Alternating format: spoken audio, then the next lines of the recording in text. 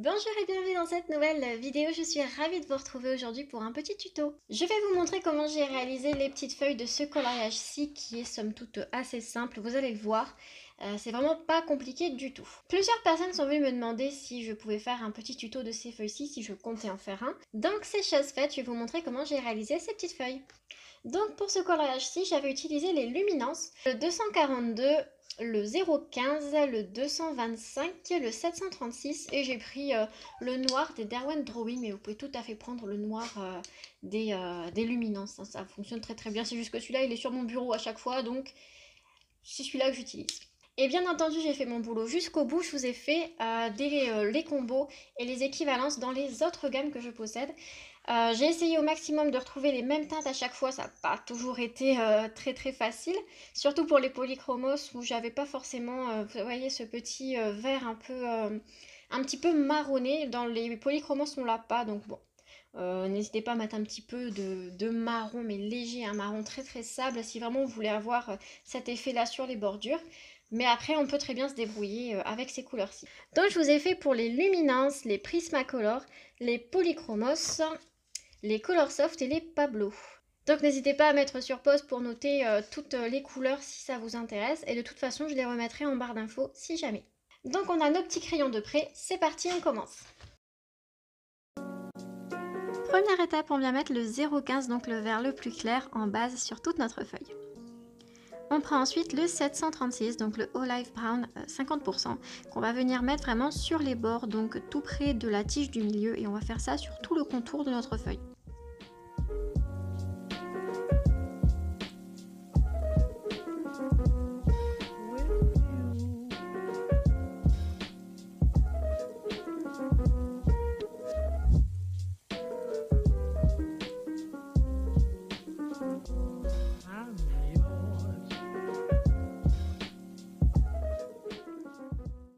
On prend ensuite sa couleur noire et on va venir faire exactement la même chose, sauf qu'on va vraiment rester un peu collé contre les bords de notre feuille, parce qu'on ne veut pas que notre feuille soit toute noire, on veut vraiment juste donner cet effet de profondeur, donc on reste plutôt proche du bord.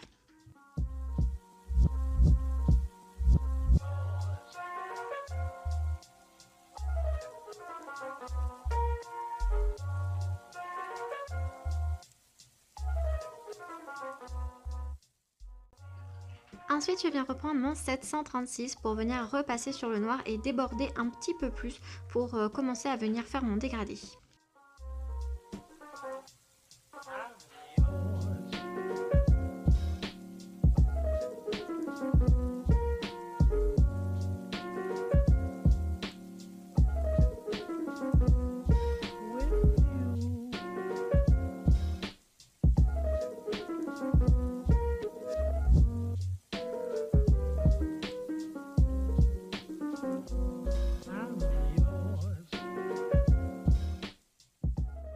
On prend ensuite notre 225, donc notre couleur mousse, qu'on va venir repasser sur le noir et sur le vert un peu plus foncé qu'on a mis précédemment.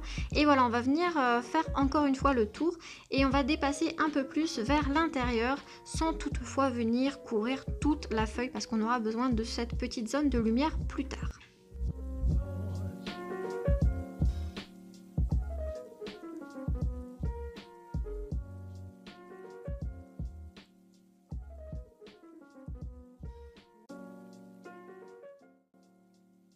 On vient prendre ensuite le 0,15 qu'on va venir, comme tout à l'heure, comme pour toutes les autres étapes, repasser sur la couleur qu'on a mis précédemment et on va venir déborder encore un peu plus vers le centre de notre feuille. Mais attention, on essaie quand même de garder cet effet un peu blanc parce qu'on en aura besoin plus tard. Donc on ne recouvre pas toute sa feuille. Vous pouvez venir comme moi mettre une légère couche de vert clair, mais on garde quand même la zone de lumière, c'est important.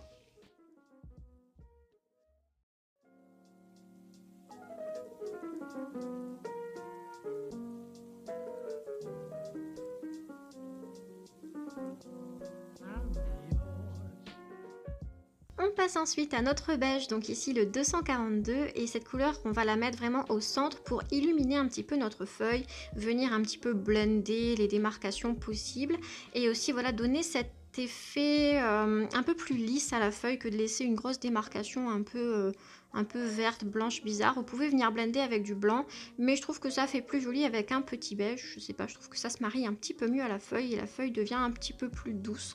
Ça reste que mon avis, mais je préfère utiliser le beige.